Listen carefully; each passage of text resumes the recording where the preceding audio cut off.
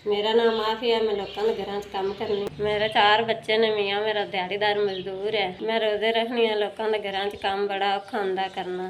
जिन्ना घरी काम करना साढ़े आंदे ने इफ्तारी भी करवाओ, रोजे भी खिलवाओ, फलाना काम भी करो। रोजे रखनी है, काम नहीं होंदा, लेकिन मजबूरी दी तहत करने ने।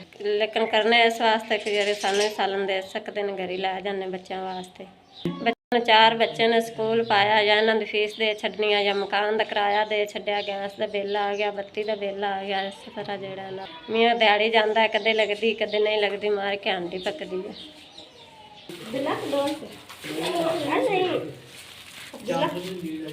राशन मिला है, तंदुरुस्ती देवे, कारोबार च तंदुरुस्ती देवे, और भी बच्चा ते माँ प्यो ते यार कम ते तंदुरुस्ती देवे। करो बड़ी मदद घर राशन पाया ना, तुसीं राशन दिता फिर बड़ी खुशी हुई है। सवाब तुसीं राशन दिता, रब दा इन्ना वर्षां रंग लावे।